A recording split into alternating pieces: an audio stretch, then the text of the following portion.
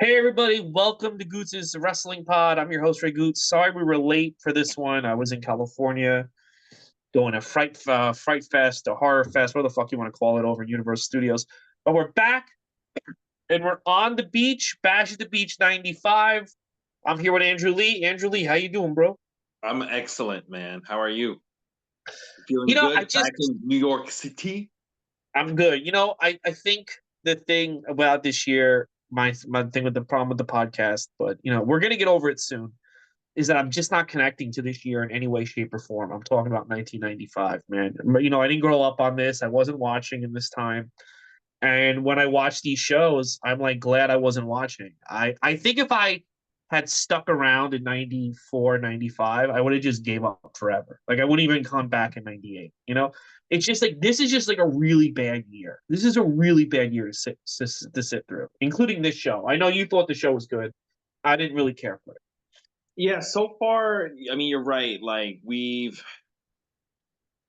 Bash the Beach 95. This is already July. So we're already halfway into the year. And Mhm. none of the pay per views in 1995, including WrestleMania, has not been eventful. In fact, it's some of the worst shows ever, right? And that's including Yeah. WrestleMania, WrestleMania should theoretically always be like a great show, right? But it's Hmm. not good. It's either been bad or mediocre Four. at best. Mediocre, right? Yeah, best, right? So Yeah, and this hopefully, show, like, I'll say this about this show. I love the idea. I like the visuals. I think all that works for it, and in a way it stands out as one of WCW. But I think the reason why this show stands out is they did do it on the beach. And I actually think Tony Khan, since he doesn't care about money or attendance, should do something like this. And I would do it like very sooner than later. I mhm. definitely think like this helped them stand out, especially because they were launching Nitro only 2 months later. But I mean, besides them being on the beach, nothing about this show actually was interesting to me. Yeah, I would say this is a mediocre show too. It's not terrible, it's mediocre. It's like a It's whole just they were in dire need of the Benoits and the Guerreros to come aboard and kill it, literally kill it. yeah. They were in dire need, and Bischoff's credit, he recognizes the problem and he hires a ton of great workers. I mean, the first match on Nitro ever is Jushin Liger versus Brian Pillman. And that to me, that's a mission statement from Easy E to everyone that like we're changing shit up. And Nitro really does change everything for the better. And I'm talking both for WWF and WCW. Absolutely, It's yes. I've watched those early Nitros. From an in-ring standpoint, they're fucking fantastic. And now watching these pay-per-views, they blow everything we've been watching away. Those first Mhm. couple of Nitros. No, I think Nitro is what makes WWF what they are, in the late Yes. 90s. Without Nitro, would they have ever got to that point? Probably not. And Yeah, and Nitro is where Bischoff really starts being like, I'm in charge. We're doing it my way, and it's a stark difference. Like, I guess I always thought like WCW was kind of like the Nitro style, and then they just got on. But no, I mean, he really changes it up because this is boring fucking shit right now. you know what? Competition is good for everybody, right? Yeah. Healthy competition is good. And in a way, you could say AEW right now, currently, they're the ones who really kind of. AEW was healthy competition. Now they're done. Yeah, Now it they're was. It not. was healthy competition. It really pushed WWE to be better, and I think it is a little better now because of it. Hopefully, it goes back the other way. The pendulum swings back the other way, but that is something to talk about for another day. Right now, we're talking about an event so hot they had to put it on the beach. Yeah, Bash baby. at the Beach, taking place on July 16th, 1995. At what beach? Huntington Beach, of course, one of the most famous beaches in America. 9,500 people are in attendance, but I'm assuming if you're just walking along the beach, you could probably catch some of this too, right? Yeah, there's really no real attendance number. They lie on the air and say hundreds of thousands of people are there, and I love that nobody's ever like questioned it. They just I'm gonna say something. I don't give a fuck about attendance numbers. I actually think that AEW should just start blatantly lying on TV about their attendance that would numbers. be that would be hilarious if they started doing that. Yeah, Like then you literally, better Tony lie every Schiavone should day. be like, there are 100,000 people in this building, when you can clearly see 1,000, just say it. Like, and I think at first people are going to be like, Twitter's going to have a stroke, but then I think people are just going to be like, whatever, because like he's lying. He's literally lying on screen, and no one cared. They do a Couple sky aerial. shot helicopter, Mhm. right? And you see it, and it is like it's literally it's just a beach. It's a beach, and in the middle there's like this ring, and then there's all these people around it. It does look kind of cool, right? It looks great. Listen, it looks great, even if there's only like 2,000 people there. Uh huh. Like it looks great, and that's why I'm saying like Tony doesn't seem to care that he's not selling tickets. Just do a few dynamites on beaches. Yeah. hmm So we can't really, go by the attendance number, but we could go by pay-per-view numbers. It had Mhm. 160,000 pay-per-view buys in comparison to the WCW pay-per-views, because right now WWE is still kind of smoking them out of the water. Great American Bash, the one right before, was 100,000 pay-per-view buys, and Fall Brawl, which will take place after Bash at the Beach, is 95,000 buys. So this Bash at the Beach is really a high drawing pay-per-view compared to Yeah, really good. they do have two big marquee matches. They have Mm-hmm. Savage and Flair, and Hogan and Vader, and then of course they have Kamala, which is a draw anywhere in the world. Yeah. So yeah, and I think people wanted to see this because the visual aspect. It's something different. I Yeah. know that this was one I always wanted to watch, and whenever I saw clips from it, it looked very very cool. So So the opening graphic is Slim Jim and Randy Savage presents Bash at the Beach. It's a fun graphic. We get great shots of the beach. Slim Jim is all over the show. I mean, like everyone's wearing Slim Jim gear. The security got Slim Jim gear on. The commentators, Tony Schiavone and Bobby the Brain Heenan, they got some Slim Jim gear on. It's everywhere, and they are hyping up the Tony and Bobby. They hype up the first match with a really cool, I thought, a cool Meng video package. Did you like that Meng video package? It made it look like a threat. yeah, it was good. It was good. They needed something because a lot of WWE again, it's still hard for me.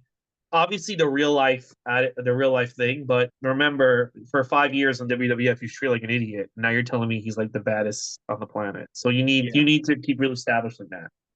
I don't mind these little video packages right before a match on a pay per view. It's great. Mhm. Mean Gene Okerlund, he's with Sting, and he asks Sting about Meng, and he goes, in the video package, they talk about how Meng knows like 7 martial arts, right? Which Mhm. he none of them in the matches, by the way, right? Yeah. But he knows seven, and Sting goes, you know what? You know 7 martial arts. Well, Sting knows 7 types of crazy. I thought that was really funny. That is And pretty we're at funny.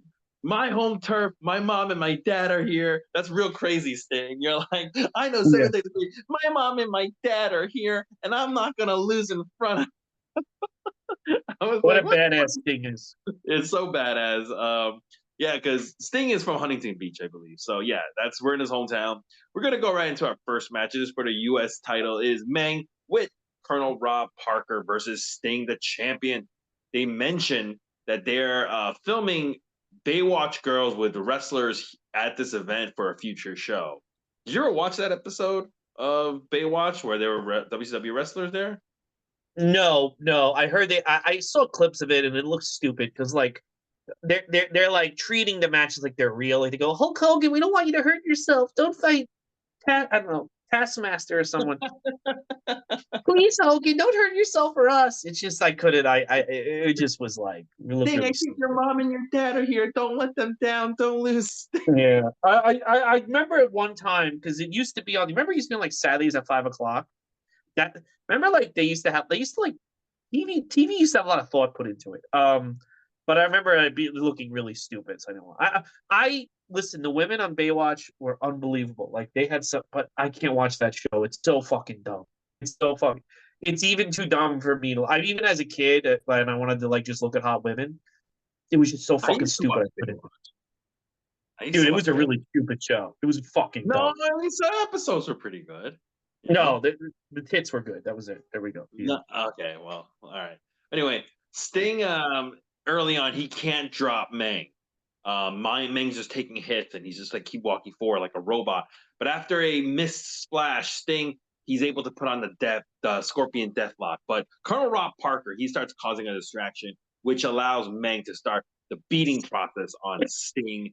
Meng even goes for a sunset flip, but Sting just jumps up and then just fucking sits down really hard on Meng's face. Right? Did you see that part? He just sat Mhm. on his face and Sting starts firing back. He does a chop block, does a Luthes press, does Hurricanrana, but he can't get a 3 count. And he goes for the Stinger splash, but he eats a huge boot to the face by Meng. I feel like this was like a little like a receipt. Meng then splashes Sting, but he can't win either. And then all of a sudden, Sting does like a sloppy roll up for a win. It was a weird ending, just kind of came out of nowhere, and it was like not a good roll up. It was very sloppy looking. After the match, Meng starts beating on Sting some more, and then Road Warrior Hawk comes down and he faces off with Meng. Um, I told you a couple. I told you it's a dog. 2 weeks ago. Yeah, 2 weeks ago that I was gonna start grading the matches. Oh, I okay. I give this a C. I think it was the best match on the show, and I still didn't like it. So Okay, I thought this was uh, not. Yeah, yeah, maybe. All right. it wasn't as good as their Great American Bash match, but Sting's trying. Sting is given 110%, and I think he knows in his heart of hearts he's always going to be third fiddle to Savage and Hogan, but he keeps giving the fans all he can. Ming just, for all his toughness, Ming is just not a good worker. He wasn't a top guy ever, and he never will. He's a slow lumbering guy, you Yeah, know, it's never going to and, happen for him. and like Meng's a big guy, but if you want to be like a slow lumbering guy, you kind of have to be like Big Show. You know, you Mm-hmm. have to be big for it to be like excusable. You can't be that slow and lumbering at that Ming size. You know what I'm saying? You Well, know, I think Ming's goal, I think the way Vince used Ming in WWF was perfect. I don't care how tough he is in real life. That doesn't mean anything to me. I think the way he was, where he was like this mid card heel, who like he can step up to Hogan, but he'll get his fucking face smashed in, and he'll beat up Tito Santana and fucking Coco Beware. That type of level is where he belongs. He doesn't belong going head to head with the top guys. It's just, I I'm would sorry. even say, I would even say he's a tag team guy. You Exactly, know, and that's another good use of him like as a his tag team like player. his sons, like his sons. They're just tag team guys. Nothing's wrong with it being a tag team guy. If you're a tag team No, no. specialist, you're great. You know, just But be know this, your role, right? Yeah. but also like the other thing is it's just very unbelievable. It's so funny because this guy's like the toughest guy in real life, but it's very unbelievable that he was like a loser in WWF and now like Sting is like scared of him. It's like so what's gonna happen if fucking Bret Hart shows up? Are you gonna shit your pants because this guy couldn't even beat Bret Hart? You Yeah. know, Or Virgil. What if Virgil or shows up? he does, brother. And Virgil Sting had goes the hot running. run. Remember? You know that Remember he had I the don't know hot. if you remember. That's when Sting fucking went to the rafters when Virgil showed up. Yeah. But Mean Gene after this match, Mean Gene he is with Jimmy Hart and the Renegade, who starts Oh, growling, and he goes, "Terminate on sight." I like that. That needs to be someone's catchphrase right now. Terminate on sight.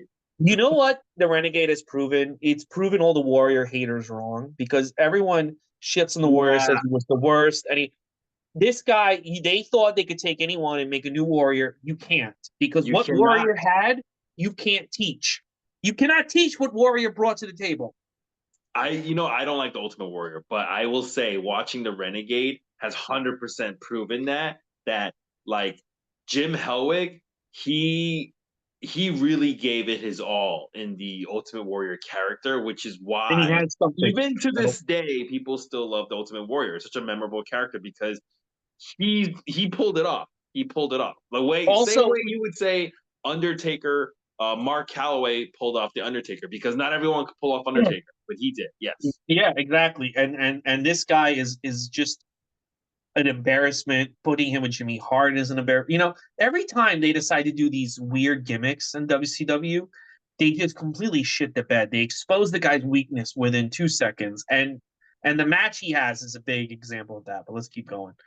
Yeah. So it is our second match. It is a television title match. Paul Orndorff versus the Renegade, who is the champion, who comes down with Jimmy Hart. Paul Orndorff hits his shaky elbow drop right away, and he spits at the crowd, which was I was like, wow, this guy's trying to really play the heel role, spitting at the crowd, and but Renegade fights back. He sends Paul Orndorff over the top rope into the sand, but he starts getting a wonderful chant. So even though he spit at the crowd still loves Paul Orndorff.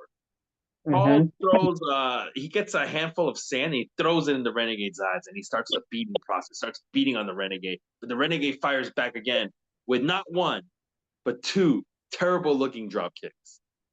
And then he power slams Paul Orndorff to boos from the crowd. This crowd is not buying the Renegade.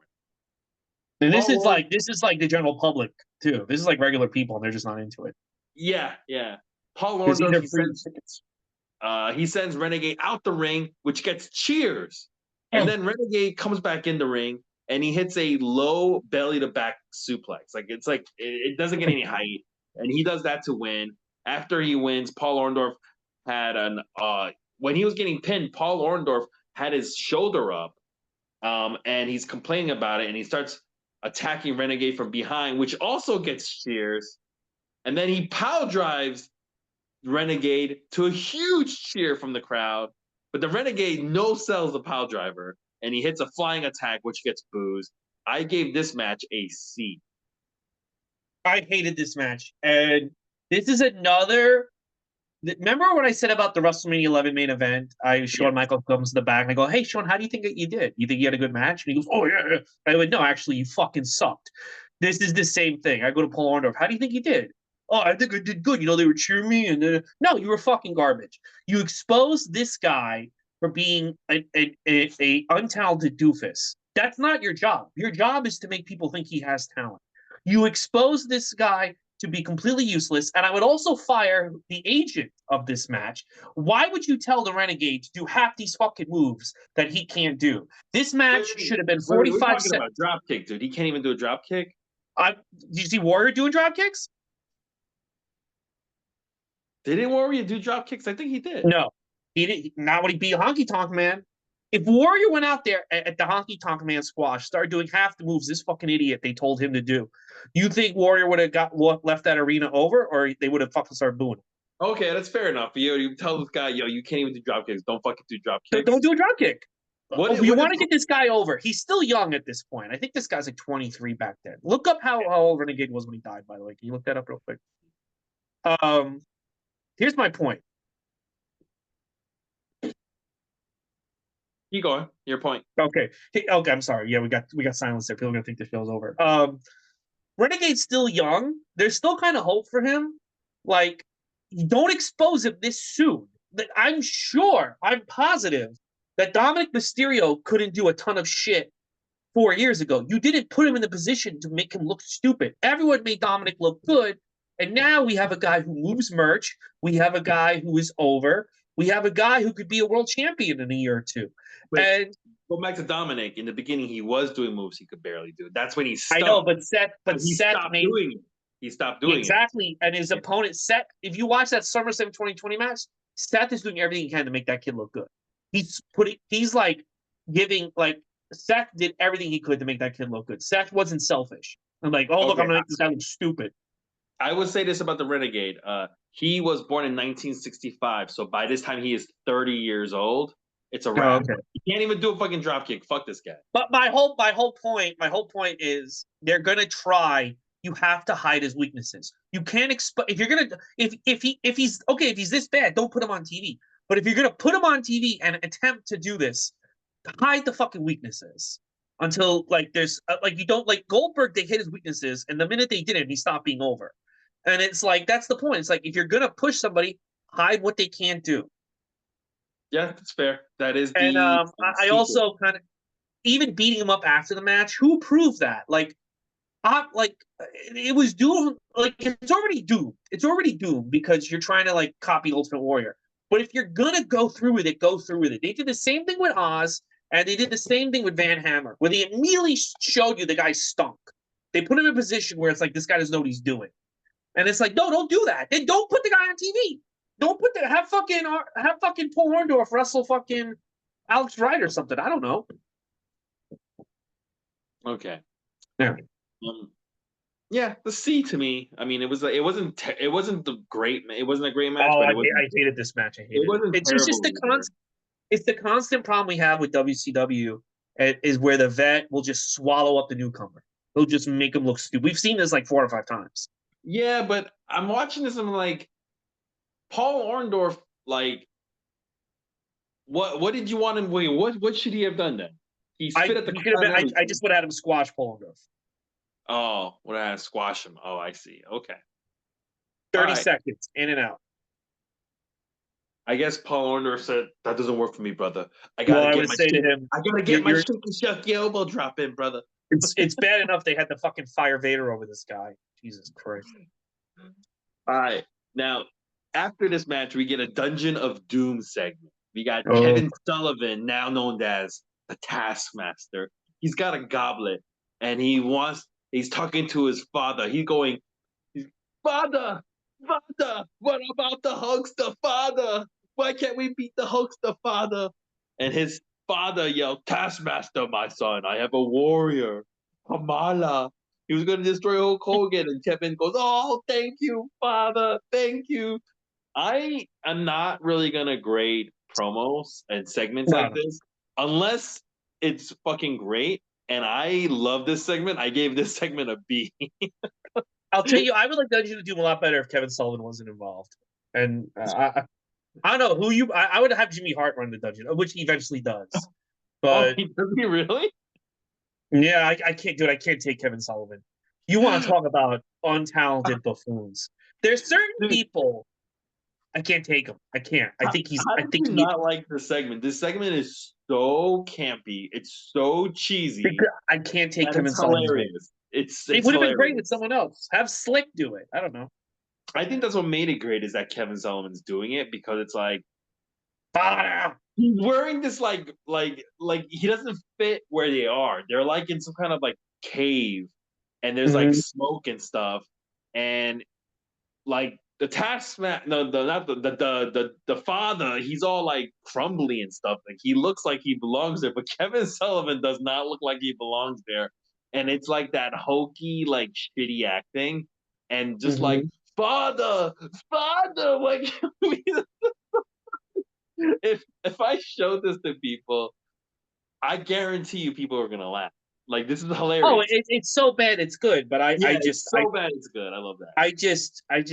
I can't take Kevin Sullivan, bro. I really can't. I'm sorry. It's over for me and him. So Mean Gene Okerlund, he is with very angry Jim Duggan. And it's about this. And Jim Duggan's like, you know what? I'm sick and tired of these guys. They're not playing by the rules. And I'm the Mr. Nice Guy. I'm playing by the rules, and it gets me nowhere. So no more Mr. Nice Guy today. And it's going to lead to match number 3.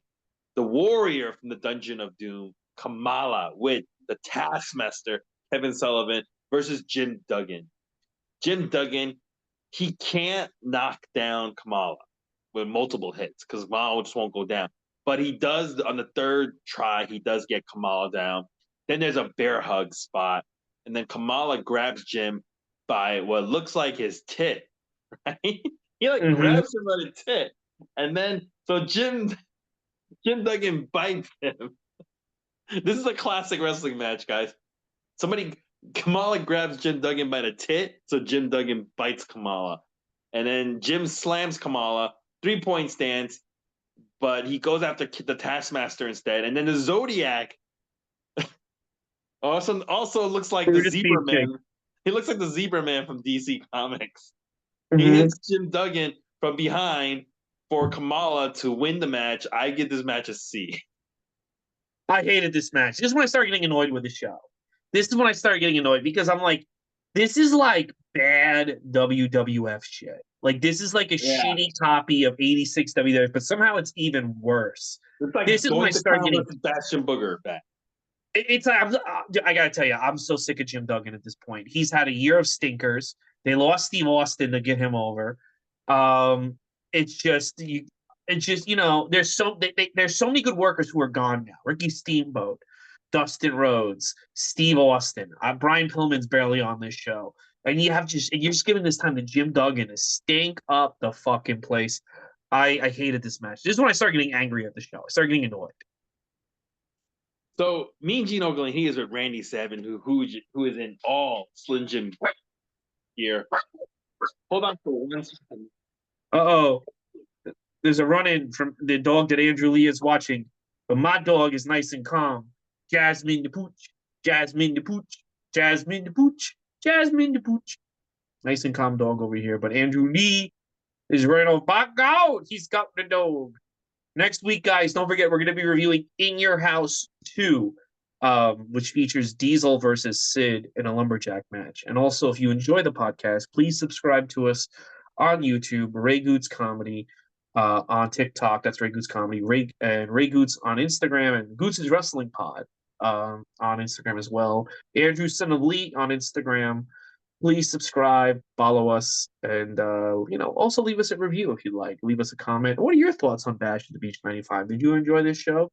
And if you have some upcoming thoughts about In Your House 2, which also features Shawn Michaels versus Jeff Jarrett, leave a comment on that as well. Andrew Lee, back from your fight with the dog. Sorry about that. I am dog sitting at my uncle's place, and some lady I've been here for almost 2 weeks, and nobody's rang the doorbell until now. Hey, Brew. Right when I'm doing a podcast. So anyway, Kevin Sullivan's family sent someone. Mean Gene is with Randy Savage, and he was dressed up in Slim Jim gear, and he cuts a promo on Ric Flair. It's just like a standard Randy Savage promo. We're gonna go to match number 4. Diamond Dallas Page in full body gear with the Diamond Doll and Max Muscle. They're gonna be facing Dave Sullivan, otherwise known as Evad, and little Hulkster fan gives the Diamond Doll some flowers, but then Evad, he attacks Diamond Dallas Page from behind, and he shoves those roses that the Diamond Doll had in his face. People start cheering by the way, during this match, people started cheering, and I was like, what the fuck are they cheering? They're not cheering for anything to happen in this match. Something was getting tossed around the crowd, and that's why they were cheering. Max Muscle gets in the apron to distract the referee and stuff, and then DDP hits the cutter to win the match. This match, I gave a D. This was a terrible match. This was atrocious. Diamond Dallas Page wasn't there yet. Dave Sullivan will never be there. He never was there, and he never will be there. He's a complete waste of time. This match was a waste of time. I don't care about this storyline. Dave Sullivan, there's nothing about him. He looks like a fucking unemployed dock worker. He does not look like an athlete or a star. He looks like a fucking buffoon. I hated this match. 0 stars. Andrew Lee, your thoughts? Andrew Lee stepped away for the second. Ridiculous. I apologize. I missed everything you said because this stupid lady who I gave the signal, don't fucking ring the doorbell anymore. She rang the doorbell one more time. What was she wanting to be? I don't even know. She disappeared. I think she just maybe she wants to talk about Bash at the Beach 95. Yeah. I hated long story short, I hated the fucking match, and I hate Dave Sullivan. I hate this match. This is why I gave it a D. This is a D. I'm being very generous with my grading too. Like I gave stuff like it's mediocre. It's like, all right, I'll give it a C. This is a D. This was a waste of everyone's time. It really is. It's like an insult that you charge money for this. It's like an insult to me. It's so fucking bad. This guy Dave Sullivan, it just to say he has no talent is giving him too much credit. Wait, hold on. I see the lady. Jesus Christ. So yeah, fuck Dave Sullivan. Who are your least favorite wrestlers? Leave us a comment in the comment section on YouTube at Ray Gootzs Comedy under this video. Let us know who you don't like. Who is your personal Dave Sullivan? I'll tell you that my least favorite wrestlers. I hate Jeff Jarrett. I hate the Young Bucks. I hate Eddie Kingston. I hate Dave Sullivan, and I hate Kevin Sullivan. Those are the people that I hate. Who do you hate? Leave a comment. Have you noticed a lot of them are in AEW? And it's true. They are fucking garbage, and I fucking hate them. You know what it is about our good friend Eddie Kingston. Eddie Kingston to me is like if WCW started booking Dave Sullivan like he could like he's a world beater, like he could fuck up everyone. That's what it's like to me, and I can't take him. I can't stand him, and he sucks. And fuck Eddie Kingston, and fuck Tony No, Khan for that matter. He's another dude, piece of shit. it's a All right, stupid appraiser, and she just was walking around the backyard by herself. And I'm like, you can't fucking do that. You can't just invite yourself to somebody's home and just walk around the backyard. was your uncle expecting her? Or? No, I don't know, but you don't do. It still doesn't matter. You don't do that. It's I crazy. know. So I anyway, apologize for the interruptions, but this all is right, fucking bullshit. it is bullshit, man. She's trying to ruin our podcast. Hmm. She was sent by Dave Sullivan, I think. All right, let's move Let's on to the next match. yeah, let's move on. We gave Dave Sullivan enough fucking screen time. Yeah, while you've been away, I've been shitting on him the whole time. So I apologize for this one more time. So Mean Gene, he is with Harlem Heat and Sister Sherry, and Sister Sherry says Harlem Heat is the most cohesive unit in WCW. We're gonna win this triangle tag match, and Booker T says it's gonna be. Booker T says it's gonna be on like a steaming pile of neck bones. I was like, I have no idea. I you have never no had a idea what steaming that pile of neck means. bones? I have no idea what that meant, but we're gonna go to our match number 5. It is a triangle tag team match for the titles. We got the Blue Bloods of William, Steven Regal, and Robert, Sir Earl, Mm-hmm. Sir, Sir Earl Eaton. yeah, Early, and yeah, and the Nasty Boys versus Harlem Heat with Sister Sherry. The Blue Bloods. So this is not a triple threat, by the way. It is, but like, actually, it's not like 3 men in the ring at once. It's like 2 men at a time. So the Mm-hmm. Blue Bloods, they lost the coin toss, so they have to wait on the apron. And the Nasty Boys, they attack both teams anyway, regardless. And they give both the Blue Bloods members pit stops. Then Booker T and Brian Knobbs is in after that, and after an armpit clothesline. Brian Knobbs, he clotheslined Booker T with the armpit, which is really funny. Regal tags in. So there's basically anybody could tag in. It's very chaotic, but there's a lot of fun spots like Regal uh uh tagging in and then running right into a fucking eye poke by Booker T. I thought that was fun as hell. And then Stevie Ray, he has. By the way, if you notice, Stevie Ray had like garbage on his left shoulder like the whole match. He had some kind of like tape thing on his shoulder the whole fucking match. Nobody took it off for him. Maybe it was like that the athletic tape that the guys use now on their backs. Maybe it was something like that. Oh, Kinesio tape probably. Sags back body drops Booker T on William Regal, and then sits on them. So yeah, Sags basically he back body drops Booker T on top of Regal. So they're both laying on top of each other just on the mat. And then Sags sits on top of Regal and he wins the match in the ring. But then um, the referee says Booker T actually won because you were sitting on top of Booker T like who's on top of William Regal. So technically Booker T's the one who made the pin. So technically the Harlem Heat wins. So that's what happened. I gave this match a B, even though I don't know. This was a pretty good match. This was the best match in my opinion on this whole card. What about you? I couldn't get into this match. We don't. My problem with the rules. Okay, so only 2 guys are allowed in the ring at the same time, right? Yeah. Right. So why wouldn't if I'm the Nasty Boys in Harlem Heat, be like, listen, let's just start the match together and then never tag those guys in, and we'll do what we can to keep those guys out of it, and then one of us will win. No, but because the Nasty Boys are in there, there was a couple of times where they were just attacking everybody. Oh, okay, all right. Well, Yeah, that's it yeah. I happened a guess. lot. Like they were all in there at the same time a lot. It was very chaotic. Yeah, I don't know. I just kind of felt like it was a big waste of time. I would have preferred a more one-on-one tag match here, but I mean, it felt really long. I don't know. I don't know, dude. Like I said, I'm having a hard time with this era, man. I really am. I really am. It's just not a fun era to talk about. But yeah.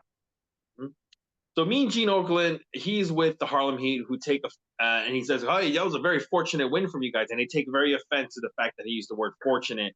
Then Gene tells them, "Hey, Buck Slater and Buck Dick Slater and Slater. Bunkhouse Buck, Dick Slater and Bunkhouse Buck, they're next in line." And they says, Oh, "Doesn't thank God. matter." I know. They're going from one great feud to the next. Booker T says they'll beat anybody, and we're not closet champions. We'll take on anybody. So get ready. That's gonna be the next WCW Oh, pay per yeah, view. I was hoping that Buck. I'm like, you know what? We need more Buckhouse Buck on these pay-per-views. Thank God. Thank Bunkhouse God that Buck. He's in almost every single pay per view, but this one.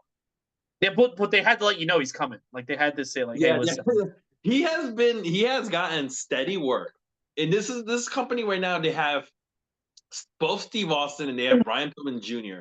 Steve But Austin has not been on pay-per-view this year. He's still with the company. I think they mentioned him at one point. He's still with the yeah, company.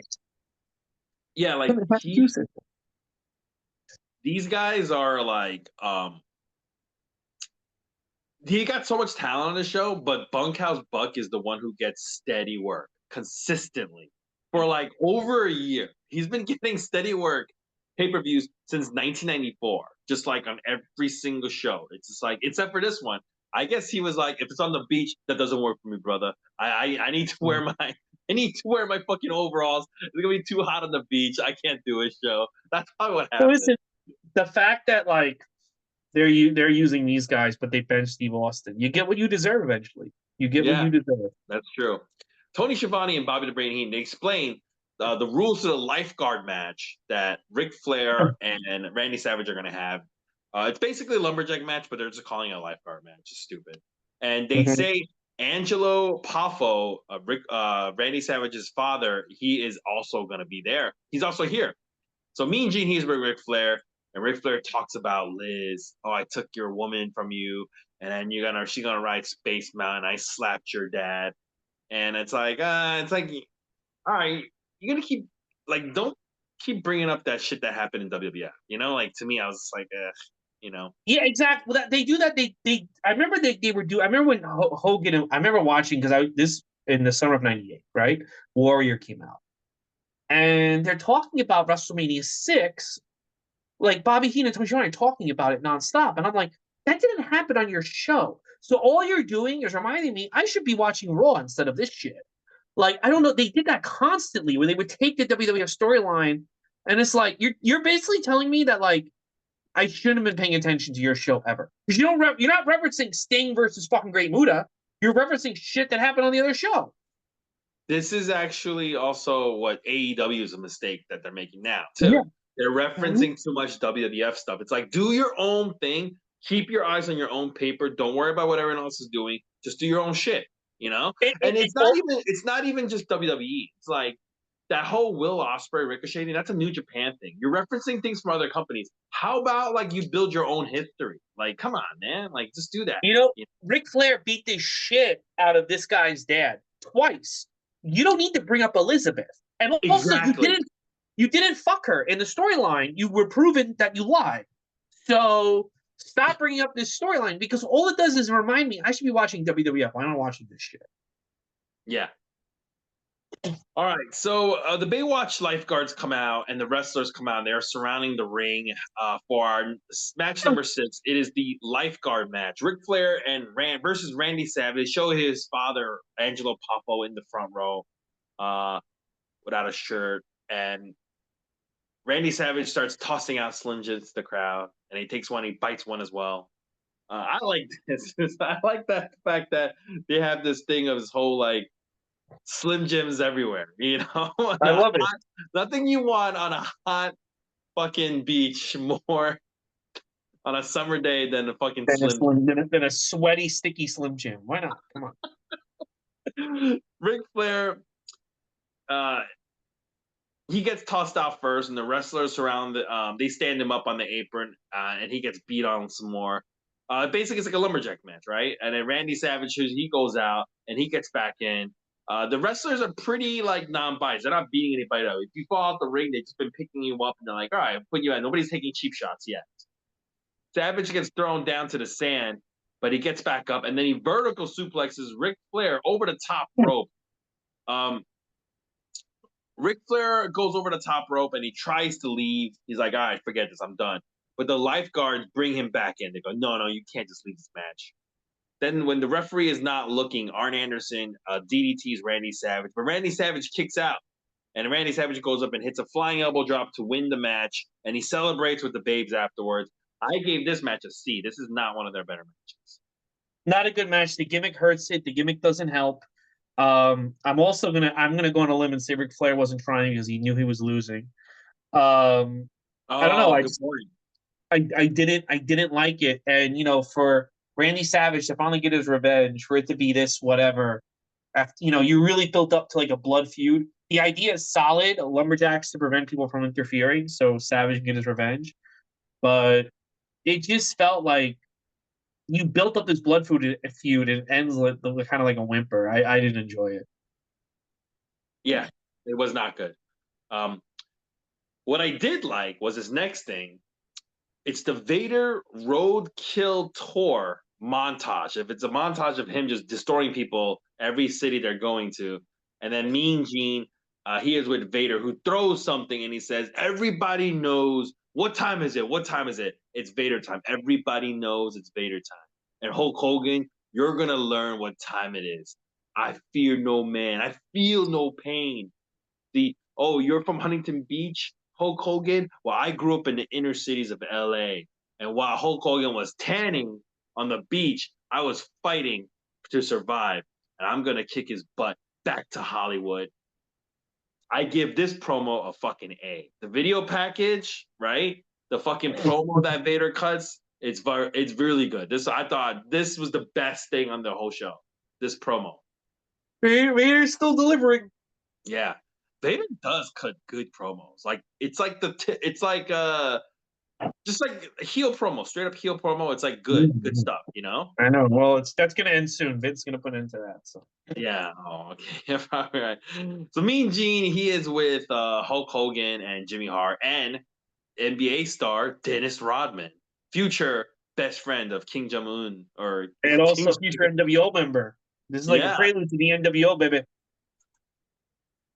Hulk Hogan spits, saying Vader lied, and then and as he's talking, Dennis Rodman fucking goes and wipes Hulk Hogan's mouth for him, and Hulk Hogan goes, "Take it easy, big man." That was a little bit of improv from Dennis Rodman that Hulk Hogan did not appreciate. Hulk Hogan, he lets Rod the Bod talk a little bit, and Rod the Bod actually cuts a decent short promo on Vader. He does a pretty good job, you know. Yeah. Rodman loves pro wrestling, doesn't he? He just loves it. I think he liked being around Hogan. So. Oh, okay. Yeah. Yeah, because once Hogan goes away, he never really shows up. It's not like he was in WWF ever, you know? Yeah, that's true. Yeah, I think maybe you're right. Maybe he just liked Hulk Hogan because he just liked being around the Hulks. We're gonna go to our seventh match, our seventh and final match. The main event, it's a cage match of Big Van Vader versus the champion Hulk Hogan with Dennis Rodman, Jimmy Hart, and I guess the whole Baywatch crew. Yeah, I know. I looked at they're just extras, just like Baywatch. Yeah, they're just extras, just like Baywatch people. Yes. Yeah, because I looked at them and like, there's no one from the show. Yeah, they're not like. There's no David Hasselhoff. There's no Pamela Anderson. And it's not even that girl. Remember that girl with those short hair, Alexandra something? Yeah, she was hot. Oh god. Yeah, she's not there either. Like there, and Yancey Butler. Yancey Butler was one of the long black. There's no one like that. There's just extras. I mean, it's still great looking women, but I think they say the cast of Baywatch in there. It would be like being like the Avengers, and you get a bunch of fucking cosplayers dressed up like Storm. Yeah, basically, yeah. Yeah. So Hulk Hogan climbs over the top rope and he gets in and he uses his shirt, his ripped up shirt, and he fucking gets it around Vader's neck and he starts ramming him to the cage a whole bunch of times. Then Vader starts hitting Hulk Hogan with some live rounds, like just like some real fucking hits that connect. And then Hogan puts on the Vader's helmet thing. They kept it in the ring in the corner. So Hogan puts it on, and when he puts it on, the crowd cheers like, yeah. But then he like does this like the shitty headbutts to Vader with it, and everyone just stops. That was stupid. And then Tony Schiavone said like it's made out of like iron or metal, and it's clearly plastic. It's like, come on, dude. Yeah. Hogan realized how stupid it was, so he takes it off real fast. And then Hulk Hogan starts getting beaten on, but he gets hit with two, not one, but two Vader bombs, but Hulk Hogan kicks out of both. And then Hogan slams Vader, but when he body slams Vader, he hurts his back. Hulk Hogan hulks up, he hits his big boot, but when Vader doesn't go down, so Hulk Hogan hits a second boot, but this time the second boot is like shitty. It like hits him in the gut instead of the fucking face. And Mm-hmm. Vader goes down for this one. And right at that moment, when I was like, this match is not really that good. What can make this match better? The Zodiac and the Taskmaster, Kevin Sullivan run in. Dennis Rodman, Rod the Bod, scares them off, and then Hulk Hogan hits his leg drop. Then he poses, and then he hits a second leg drop, and then he goes, "No, I'm still not gonna cover him," and he starts to climb the cage. Then Vader joins him on top, and Hulk Hogan chops Vader to make him fall down, and then Hulk Hogan climbs over the top of the cage to win this match. Afterwards, Ric Flair runs in when it looks like the show is ending, and they're like, keep the cameras on him. And Ric Flair starts yelling at Vader, and he spits on him. So Vader attacks Hulk Hogan, and Arn No, you Anderson. mean Flair. Oh yeah, I'm sorry. So Vader attacks Ric Flair. Arn Anderson has to come in, kind of save Ric Flair away from Vader. I guess hinting at a Vader face turn. I give this match a C. This was not a good match as well. Not a good match. I was really looking forward to this feud. It was terrible. Every match stunk. Yeah. It felt very deliberate. So the rumor was, so after this, Vader turns face. He beats Flair and Arn Anderson in a handicap match, right? And then Uh-huh. he agrees to join Hogan's team at Full Brawl. Now, the rumor was before Lex called and before Vader got fired, they wanted a big surprise for Nitro. Vader was supposedly going to beat Hogan for the belt on the second episode of Nitro. The main event of the second episode of Nitro was Luger versus Hogan, but remember they had no Luger, so that was supposedly going to be the big shock, like to be like anything can happen. I don't buy it. I think Hogan might have said to Bischoff, "Yeah, we could do that." I think when push came to shove, Hogan was losing to Vader on Nitro. He makes Vader look like an idiot. It's very deliberate that Hogan knows that Vader's about to beat Flair and Arn Anderson one-on-one. And I think he goes out of his way to make Vader look like he's no threat to me. He never was. And because he's no threat to me, everyone that he destroyed in WCW, from Sting to Flair to Nikita Koloff to, is a moron and a weakling, and I'm the fucking best. It really, really felt to me like it was the deliberate way to say Vader, and he even says to Vader, "You're nothing. You're nothing. You're not." It was the burial of Vader, and Vader's never the same after this. He gets fired, he goes to WWF, and he gets treated like shit, and then that's it, and he dies. So, yeah, I didn't like this match whatsoever. I didn't like this feud. I don't think this feud did anything for Hogan. I think this feud, if anything, it made people like, I. I'm like, in '93, I'm like, I want more Hogan. Now I want less Hogan watching him in this fucking company. He has all the wrong instincts when he doesn't have a Vince to pull him to push him aside. And I think if Vader had stayed, I don't think he would have won. I think Vader would have became like a fucking jobber. I don't think Vader would have beat Hogan for the belt. No, I don't think Vader would have beat Hogan. I think Vader probably would have been like kind of like relegated to like where Sting is at, like television Yeah, title and shit like that, you know? yeah, yeah. Which is I which is think stupid. You're right. It's stupid because it's just like when Hogan, with Randy Savage there, it's just like everybody who's homegrown WCW is like second class citizens at this point. exactly. Yeah. Everything they're doing is letting you know that they don't matter, and Mm-hmm. and they do that again in the reason why the NWO storyline overtakes WWF is because it did seem like the WWF is invading WCW.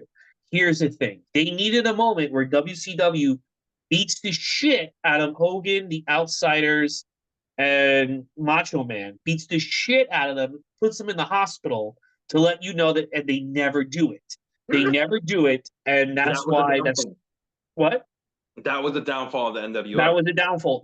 And then when the NWO just kind of went away, and you have to push the WCW guys, they're seen as second class citizens. Mhm.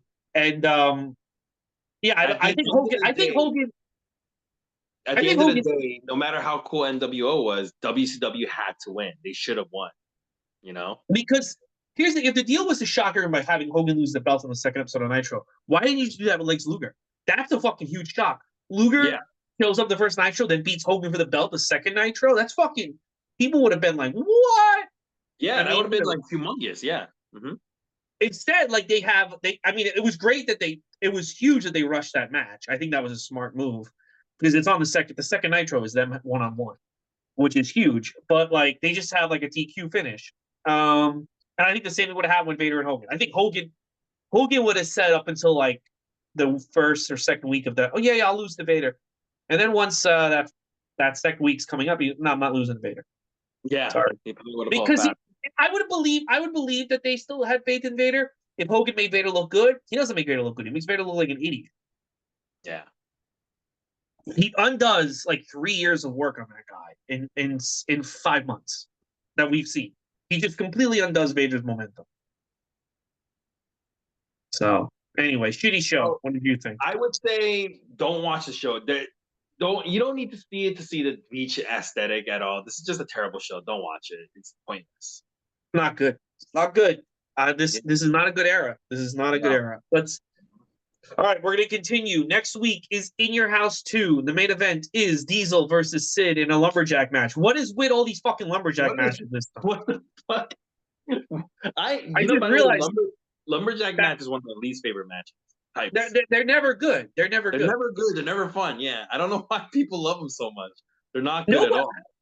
It's a good idea in theory. It's a good idea in theory, but they never deliver because like it just never really works. It just never. I think I saw like I think in the '80s it worked more. I don't know. It just never works. And so that's next. That's the next one. And then in 2 weeks it's Collision in Korea with Ric Flair versus Antonio Inoki. Yeah. In 3 weeks it's SummerSlam '95 with Diesel versus Mabel. And then in 4 weeks it's Fall Brawl '95 with Dungeon of Doom versus the Hulkamaniacs. Ooh, Dungeon of Doom. Oh my god. Yeah. I'm actually looking forward to Collision in Korea, but I kind of want to see this Dungeon of Doom match because it's gonna. I feel like it's gonna be so bad it'll be great. I definitely think that main event has potential. The War Games with the Hulkamaniacs. The Hulkamaniacs are Hogan, Macho Man, Sting, and Luger taking on Kamala, Zodiac, I think Earthquake, and Kevin Sullivan. So Oh that could be kind of wait, interesting. the I think it's father gonna be never wrestles. no, he's a retired wrestler. Oh, He just sits there and eats. my son, my son. It's odd. Yeah. So yeah, so that's the show, man. I gave the plugs in the middle of the show while Andrew Lee fought that woman. Sorry for the delay, but we're gonna be on time with In Your House too, and we'll see you then. And you know what? We'll talk about current events on that show because right now we're recording on a Wednesday. Dynamite hasn't happened. I do feel like something stupid's gonna happen on Dynamite. I have a lot to complain about AEW, but let's wait till we record In Your House to talk about it. What do you think? Yeah, it's fine with me. Yeah, because I'm sure something's gonna happen tonight that's gonna make me sick. So, well, we'll talk to you. We'll see you in your house for In Your House too. We'll see you then. Thanks, guys.